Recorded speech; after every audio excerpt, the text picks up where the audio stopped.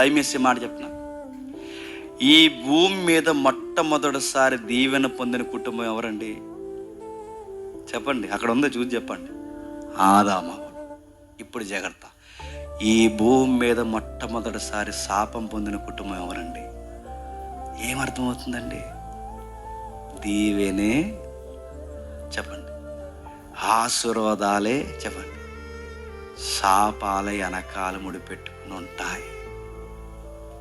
ఎందుకు అలా ఉన్నాయి? జాగ్రత్తగా వినండి. దేవుడు వాళ్ళకి ఆశీర్వదించిన దేవుడు వారిని ఆశీర్వదించి మీరు ఫలించి అభివృద్ధి పొంది భూమిని నిండించి దాన్ని లోపరుచుకుని, ఇప్పుడు చెప్పండి, ఫలించడం అంటే ఏంటి? పిల్లలకన్నా. పిల్లలకనే ప్రాజెక్ట్ ఎవరికి ఇచ్చాడు దేవుడు? అవ్వమ్మకి ఇచ్చాడు. నీ పని ఏంటంటే దేవుడు అవ్వమ్మను ఆశీర్వదించాడు. ఇప్పుడు ఆశీర్వాదంలో ఏముంటుంది చెప్పండి? అకౌంటబిలిటీ, బాధ్యత, ఒక లెక్క, ఒక షరతు. అంటే దేవుడు దీవించాడు. ప్రతి దీవుల్లో ఏముంటుందంటే ఒక బాధ్యత ఉంటుంది.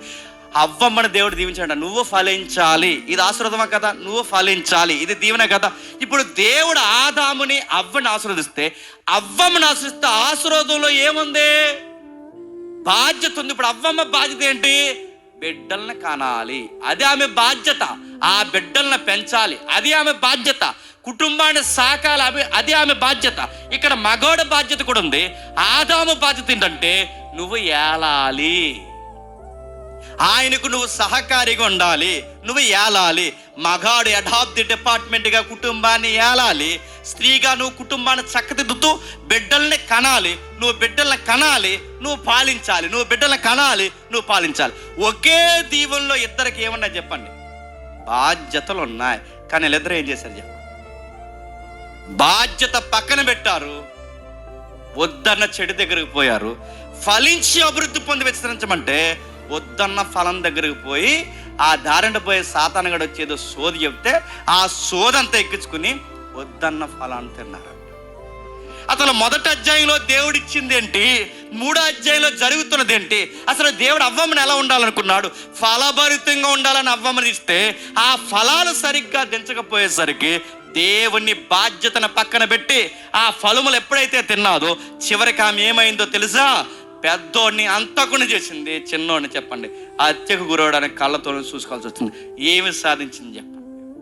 ఇంకా రాస్తున్నారు చూడండి, నీ భర్త ఎడల నీకు వేదనతో పిల్లలు కంటావు. నిజంగా అడుగుతున్నాను, ఈరోజు పిల్లల వల్ల వేదన ఉందా లేదా? లేదు. వేదన మళ్ళీ చెప్తున్నా. కువైట్కి పోయారో, ఇజ్రాయెల్ పోయారో, ఎక్కడ పోయారో నాకు తెలియదు. కానీ మీరు ఎందు నిమిత్తం సంపాదిస్తారో నాకు తెలియదు. కానీ మీరు సంపాదించిన వాళ్ళందరికీ నేను చెప్తున్న మాట ఏంటి చెప్తున్నా? నీ సంపాదించే సంపాదనలో నీ పిల్లలకు కానీ నీకు కానీ దేవుడి పట్ల బాధ్యత లేదో, నీ సంపాదన నువ్వు మళ్ళీ చెప్తున్నాను ఉరుతాడై కూర్చుంటాది. నీ బిడ్డల్ని శాపం పెట్టట్లేదు, మీకు ప్రమాదం చెప్పట్లేదు. ఇచ్చిన వాడిని మర్చిపోవద్దు దయచేసి. బిడ్డల్ని ఇచ్చిన వాడిని మర్చిపోవద్దు, ఓపికనిచ్చిన వాడిని మర్చిపోవద్దు, తెలివినిచ్చిన వాడిని మర్చిపోవద్దు, ఆశీర్వదించిన వాడిని మర్చిపోవద్దు. ఆయన్నే మర్చిపోయి బిడ్డలని తిరిగితే ఈ బిడ్డలు ఏం చేస్తున్నారు? అక్కడ కష్టపడి సంపాదిస్తున్నారు, ఇక్కడికి మీరు పంపిస్తున్నారు. అక్కడ కష్టపడి సంపాదిస్తే ఏలెక్కడుండి ఏం చేస్తున్నారు? బుల్లెట్లు వేసుకుని తిరిగి చెప్పండి, ఎదుటి వచ్చి గుద్దేసి కాలు చేతులు ఎరగొడేస్తున్నారు, ఇటు కాలు చేతులు ఎరగొడేసుకుంటున్నారు. ఇదే కాదు చేసి అడుగుతున్నాను. ఈ బుల్లెట్ వేసి తిరిగి చిన్న వయసులో సిగరెట్లు, చిన్న వయసులో గంజ అడుగుతున్నాను. మన కోనసీమ ఎంత క్రైస్తవ ప్రాంతాలు ఎంత ఆశీర్వదింపబడ్డాయని ఎంత సంతోషిస్తున్నాం. ఎంత గొప్ప ఇల్లు కట్టుకున్నారండి, ఎంత ఆశీర్వదింపండి, ఎంత సంతోషిస్తున్నామో. మన నెక్స్ట్ జనరేషన్ కూడా అంత చెడ్డ అలవాట్లకి అలవాటు పడుతుందని అంత బాధపడుతున్నాం లేదు చెప్పండి. రూపాయి విలువ మన దగ్గర పడిపోయింది లేదు చెప్పండి. అసలు రాజమండ్రిలో కూడా సెంటు అంత లేదండి. మొన్న ఎక్కడ అడిగాను, సెంటు ₹1 అంటే ఇక్కడ ఎక్కడన్నది? అలిగిపోను. సెంటు ₹1 అడుగుతాను. అసలు నన్ను అడిగితే అక్కడ కూడా లేదు. హైదరాబాద్లో, ఢిల్లీలో కూడా లేదా, రాజధానిలో లేదు. రూపాయి అంత ఆశీర్వదిస్తే దేవుడు అడుగుతున్నాను, నీ బిడ్డలు ఎక్కడ తిరుగుతున్నారు? నీ సంపాదన ఎక్కడ జల్లుతున్నావు? నువ్వేం చేస్తున్నావు అడుగుతున్నాను. ఇవన్నీ దేవుడు అడగడనుకుంటున్నావు? అడుగుతాడు, కడిగి పడేస్తాడు. ఏమనుకుంటున్నావు? ఇచ్చిన వాడికి ఉండే లెక్క ఏంటో తెలుసా?